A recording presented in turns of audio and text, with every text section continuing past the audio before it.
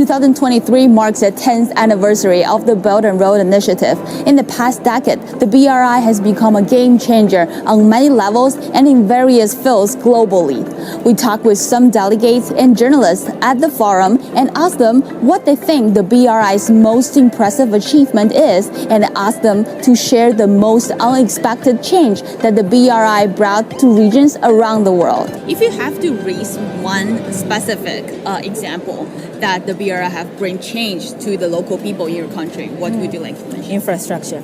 Okay. Infrastructure. It has actually changed the atmosphere when it comes to infrastructure, employing people, because they do not do it them as them. They also engage other local people into making sure that project is implemented successfully. So the BRI projection in our country, not only the two parties, meaning the Tanzania and China, are benefiting from it, but it also looks into ways on how to also benefit the small scale livelihoods of people. So in one or the other, the BRI between the two countries has actually brought a very huge impact. I reported about the development of the BRI, the China-Europe Railway. I saw like many BRI projects along that route, benefiting the whole China, not only the eastern but also western regions, and then also the Central Asia, all countries along the routes.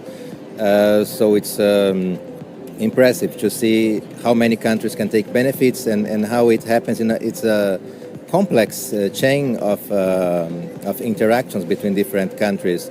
For example, I remember I saw many cultural exchanges between the member states of the BRI. So this aspect of not only limiting things to trade, to economy, but also to other areas, expanding it to different kinds of cooperation. Well, there are many of these projects. People were saying, like in Pakistan, the China-Pakistan Economic Corridor, they started building in the midst of the worst terrorist wave. We had a war in neighboring Afghanistan going on. There was terrorism affecting both Pakistan but also Afghanistan on the border areas. There were terrorist attacks on Chinese engineers building roads and hydropower and other infrastructure projects. But that was impressive that they never gave up. Yeah. They kept building, because this was detrimental. If you stop, then the terrorists and the people who don't want development will win. And it was very impressive for me to see that the China-Pakistan relationship, what's called Iron Brotherhood, was resilient and resisted all the pressure. I think there are 2 or 3 things which has really impressed me. Number one, BRI created an alternative to Western financial institutions. It is saving the least developing countries from the exploitation of the West.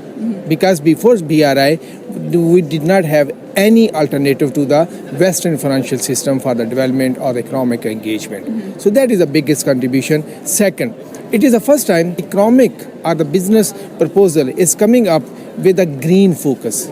So the green development, high quality development, which is highly needed, especially in the context of the developing and the least developed countries, because they are facing 2 types of problems. On one side, they are facing problem of the poverty, food insecurity, low economic growth, lack of investment.